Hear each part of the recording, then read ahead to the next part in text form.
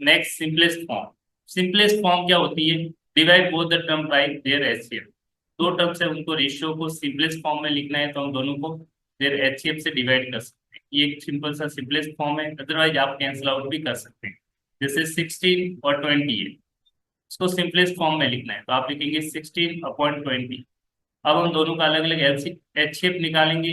16 और 20 का हम एचसीएफ निकाल सकते हैं, तो जैसे आप एचसीएफ निकालेंगे इसकी वैल्यू आ जाएगी 4। आप देख लेना, इजीली निकाल सकते हैं एचसीएफ। अब हम जो एचसीएफ की वैल्यू है इससे दोनों को डिवाइड कर दीजिए डायरेक्ट। एचसीएफ की वैल्यू से दोनों को डिवाइड करेंगे, numerator and denominator. That is HCF is 4, तो we divide both numerator and denominator divide by 4, there HCF.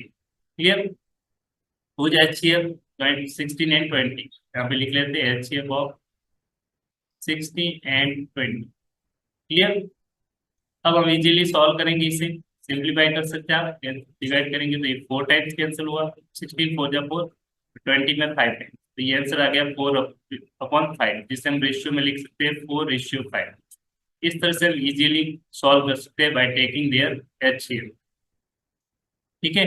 Other way हम क्या कर सकते हैं, सिंपल तरीका बताता हूँ। मान लीजिए 16:10 सेम क्वेश्चन है, तो हमें क्या करना है, अदर मेथड एचसीएफ नहीं निकालना चाहते तो आप सिंपली क्या लिखिए 16/20। अब इसको कैंसिल आउट करते चलिए, जब तक कैंसिल आउट हो रहा है कैंसिल आउट करना है। जैसे 2 से कैंसिल हो रहा है, 2 से 16 8 टाइम्स कैंसिल हुआ है, 20 10 टाइम्स, तो हम लिखेंगे 8/10। फिर से आप देखेंगे कैंसिल हो रहा है 2 से, फिर से 2 से कैंसिल कीजिए, 4 टाइम्स कैंसिल होगा, ये 5 टाइम्स, तो आपका आंसर आ गया 4/5। अब कैंसिल आउट नहीं हो रहा तो ये आपका फाइनल आंसर होगा 4:5। इस तरह से भी आप कैंसिल आउट करके भी कैंसिल आउट कर सकते हैं। कैंसिल आउट करके भी हम इजीली फाइंड आउट कर सकते हैं simplest form. Clear. First method है एचसीएफ से, फर्स्ट मेथड है आपका एचसीएफ से सॉल्व कर सकते हैं। सेकंड मेथड है आप कैंसिल आउट करके भी उसको शॉर्टेस्ट फॉर्म या सिंपलेस्ट फॉर्म में कन्वर्ट कर सकते हैं। Clear, very easy. Okay, come to the next point, simplify the ratio. इसको हमें सिंप्लीफाई करना है। सिंपली तो अभी बताया था वैसे ही दोनों तरीके से बता देता है आपका आंसर। फर्स्ट वे तो है, इसको कैंसिल आउट करने वाला सबसे बेस्ट तरीका रहता है। जैसे 16/24 कैंसिल आउट करना चाहते हैं तो इसको रेशियो में लिखेंगे 16/24। टू से कैंसिल, पहले ये 2 से कैंसिल हो, ये 2 8 जा 16, 2 1 जा 2 2 जा 12। अब फिर से दोबारा आप देखेंगे, एक सेकेंड, फिर से देखेंगे आप ये वैल्यू किससे कैंसिल आउट हो रही है। ये आपके पास होता है 8/12, ये किससे कैंसिल हो रहा है, 2 से, 2 4 जा 2 6 जा 12।